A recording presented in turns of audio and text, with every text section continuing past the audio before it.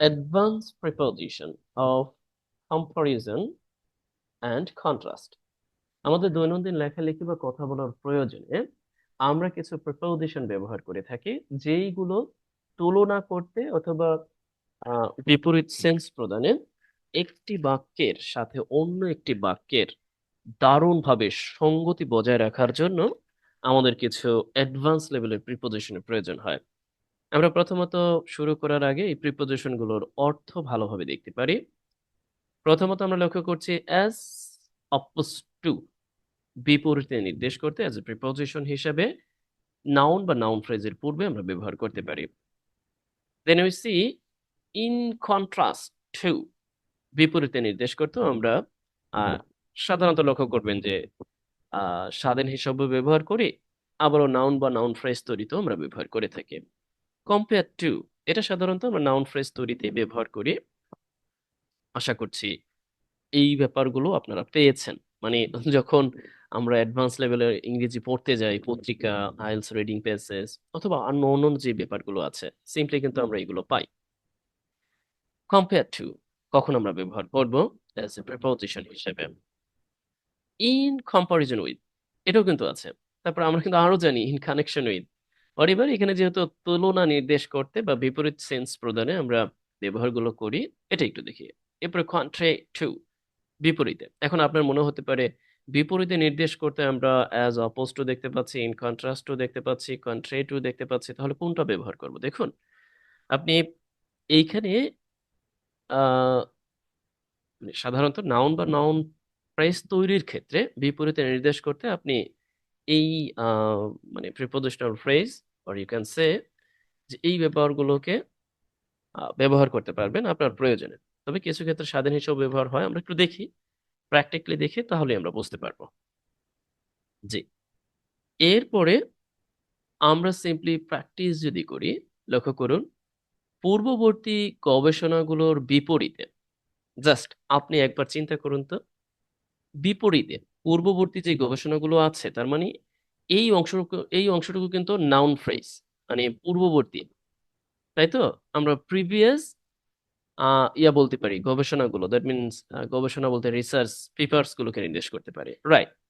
এখন এই নাউন ফ্রেজটার পূর্বে বিপরীতে অর্থটা আপনাকে দিতে হবে। তার মানে আমরা লক্ষ্য করছি যে এখানে সাম্প্রতিক গবেষণা ইঙ্গিত দেয় যে, তার মানে এখানে একটা বিপরীত একটা ব্যাপার আছে, সেন্স আছে, তাই না? যে হ্যাঁ, এই সাম্প্রতিক গবেষণা ইঙ্গিত দেয় যে মানব কার্যকলাপের কারণে জলবায়ু পরিবর্তন উদ্বেগজনক হারে দ্রুততর হচ্ছে। এখন তার মানে হচ্ছে এখানে পূর্ববর্তী যে গবেষণাগুলো আছে, সেই গবেষণাগুলো হয়তো বা এইরকম ব্যাপারটা দেয়নি। এখন তার বিপরীতে গিয়ে বর্তমান যে গবেষণা আছে সেটা দিচ্ছে। এখন সিম্পলি কিন্তু আপনি এখানে কি করতে পারেন, আপনি এইভাবে ইন কন্ট্রাস্ট টু এটা ব্যবহার করতে পারেন, কে নির্দেশ করতে? বিপরীতে নির্দেশ করতে। তবে হ্যাঁ, আপনি যদি চান যে তুলনায় নির্দেশ করতে, তখনও কিন্তু আপনি কম্পেয়ার টু ব্যবহার করতে পারবেন, কোনো সমস্যা নেই। এক্ষেত্রে আপনাকে হেজিটেশনে ভুগতে হবে না। তুলনায় হয় না, আপনি কিন্তু বলতেই পারেন যে পূর্ববর্তী গবেষণাগুলোর তুলনায়, তার মানে তখন আপনি কি এই ব্যাপারটা নির্দেশ করতে সিম্পলি আপনি কম্পেয়ার টু ব্যবহার করলেন, অর ইন কম্পারিজন উইথ ব্যবহার করলেন। ব্যাপারটা হচ্ছে আপনি যখন যেই অর্থটা বাংলায় প্রদান করতে চাচ্ছেন, সেই ব্যাপারটাকে মাথায় রাখবেন। জি, সাম্প্রতিক গবেষণা ইঙ্গিত দেয় যে যে এখানে আমার একটি কনজাংশন আছে, সিম্পলি আমরা লক্ষ্য করছি মানব কার্যকলাপের কারণে জলবায়ু পরিবর্তন উদ্বেগজনক হারে। ওকে, কারণে নির্দেশ করতে কিন্তু আবার আপনি একটি প্রিপোজিশন ব্যবহার করতে পারেন। বিশেষ করে প্রিপোজিশনাল ফ্রেজ ব্যবহার করতে পারেন, যেটি সম্পর্কে আমি ইতিমধ্যে অবগত করেছি। তার মানে সিম্পলি কারণে নির্দেশ করতেও আপনি এখানে একটি ইয়া ব্যবহার করতে পারেন, বিকজ অফ, অথবা সিম্পলি কি করতে পারেন, আপনি উইং টু ব্যবহার করতে পারেন, তাই না? এইভাবে উইং টু, এই কারণে নির্দেশ করতে। জলবায়ু পরিবর্তন উদ্বেগজনক হারে দ্রুততর হচ্ছে, এই পর্যন্ত আমাদের আর কোনো প্রিপোজিশন ব্যবহার নেই। তারপর লক্ষ্য করি জনপ্রিয় বিশ্বাসের বিপরীতে, তার মানে এখানেও বিপরীত আছে। এই যে যে বিপরীত, তাই তো? এখন এটার জন্য আপনি কি ব্যবহার করবেন? হ্যাঁ, সিম্পলি আপনি অ্যাজ অপোজ টু ব্যবহার করতেই পারেন। এরপরে জনপ্রিয় বিশ্বাস দিয়ে দিলেন। যেহেতু বিপরীতে নির্দেশ করতে এই তিনটাই ব্যবহার করা যায়, সমস্যা নাই, কন্ট্রা টু দিতে পারেন। যেহেতু আপনি এখানে একটি নাউন ফ্রেজ তৈরি করবেন, সিম্পলি আপনি পারেন। কেমন? এরপর লক্ষ্য করুন। ও হ্যাঁ, আরেকটি ব্যাপার। আপনি ঠিক কখন অ্যাডভার্ব হিসেবে ব্যবহার করতে পারবেন। আপনি কিছু সময় কিন্তু দেখবেন ইন কন্ট্রাস্ট সাধারণত স্বাধীন ডিভাইস হিসেবে অ্যাডভার্ব হিসেবে ব্যবহার করতে পারি। আমি ওই আলোচনায় যাচ্ছি না। যেহেতু আমাদের অ্যাডভার্বিয়াল ক্লাসের আলাদা থাকবে।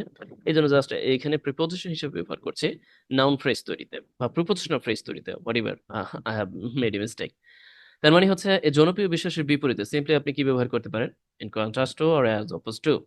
কৃত্রিম বুদ্ধিমত্তা মানব সদৃশ চেতনা ধারণ করে না।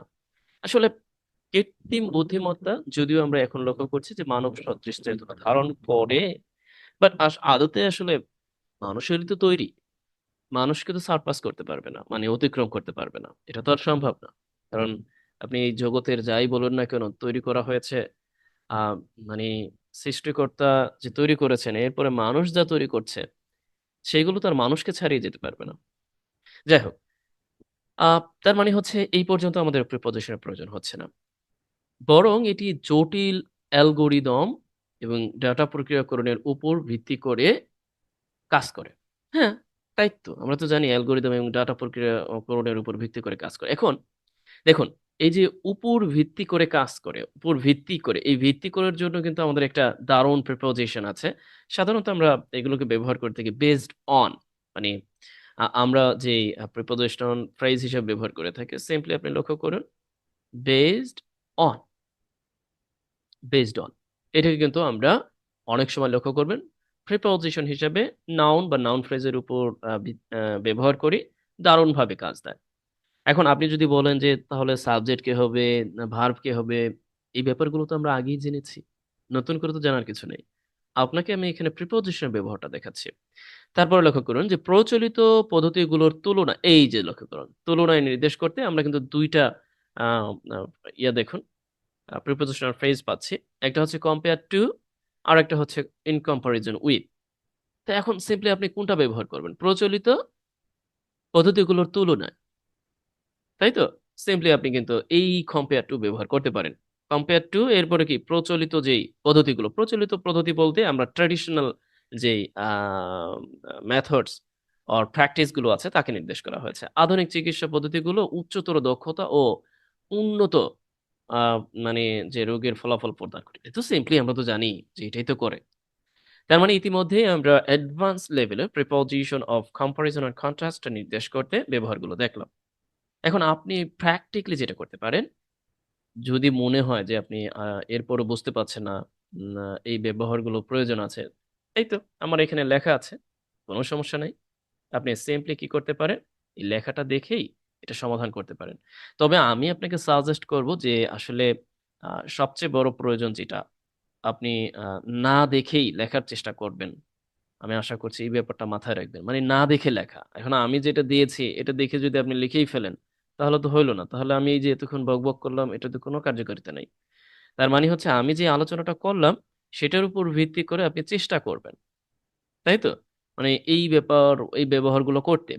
এরপর যদি আপনি একেবারেই না পারেন যে আপনার সাবজেক্ট দেখতে হবে, এটা দেখতে হবে, ওইটা দেখতে হবে, তাহলে আপনি একটু দেখলেন, বাট এরপরও আপনি পুরোটা দেখবেন। আর যদি আপনি নিউ কামার বা আপনি যদি মনে করেন যে আসলে এই ব্যাপারগুলো আমি নতুন শিখছি, তাহলে আপনি দেখুন, সমস্যা নেই। তবে আবার নিজের মতো করে একটা ব্যাপারকে নিয়ে সিম্পলি আপনি বাক্য তৈরি করতে পারেন। এই যে লক্ষ্য করুন, আমরা দেখতেই পাচ্ছি, জাস্ট আমি একটু বলে দিচ্ছি, এই যে based on, you can use based on. এখন অনেকে মনে করতে পারেন, ও এইখানে আছে ভার্ব, এইখানে হচ্ছে বেসড, আনইজি ফিল হতে পারে, এটা আবার কিভাবে সব। দেখুন, বেসড অন তো আপনি to make a prepositional phrase or adverbial phrase you can use, আপনি বেসড অন কে ব্যবহার করতে পারেন, তাই না? এই যে দেখুন, ইন কন্ট্রাস্ট টু, বিপরীত নির্দেশ করতে আপনি ব্যবহার করলেন। এখানে পুরোটা অংশ মিলে আপনি একসাথে বলতে পারেন যে and it is a prepositional phrase। অনেক সময় আমরা কিন্তু কনফিউশনে পড়ে যাই, কোনটা প্রিপোজিশনাল ফ্রেজ কোনটা অ্যাডভার্বিয়াল ফ্রেজ। আমরা ওই আলোচনায় যাচ্ছি না আপাতত। আমরা এতটুকু মাথায় রাখি যে আহ, মানে আমাদের এই ফ্রেজগুলো তৈরিতে নাউন ফ্রেজের পূর্বে যথোপযুক্ত প্রিপোজিশন ব্যবহারের ক্ষেত্রে এই ব্যাপারগুলো আমাদের জানা জরুরি।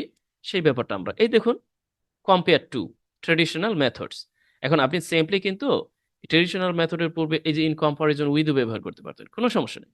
আবার দেখুন, পপুলার যে বিলিফ আছে কন্ট্রে টু, হ্যাঁ, আপনি এটা ব্যবহার করলেন। ও আমি বলেই দিচ্ছি, এখানে ডিউ টু ব্যবহার করা হয়েছে কারণের নির্দেশ করতে। সিম্পলি কিন্তু আপনি কারণের নির্দেশ করতে ডিউ টু ব্যবহার করতে পারেন, ওয়িং টু ব্যবহার করতে পারেন, বিকজ অফ ব্যবহার করতে পারেন, অ্যাট্রিবিউটাল টু ব্যবহার করতে পারেন, আরো কত কিছু আছে যেগুলো আমরা পূর্ববর্তী ইতিমধ্যে আমরা দেখেছি। এরপর আমরা যদি আরেকটু দেখি যে হ্যাঁ, এটা তো দেখলাম, হয়ে গেছে।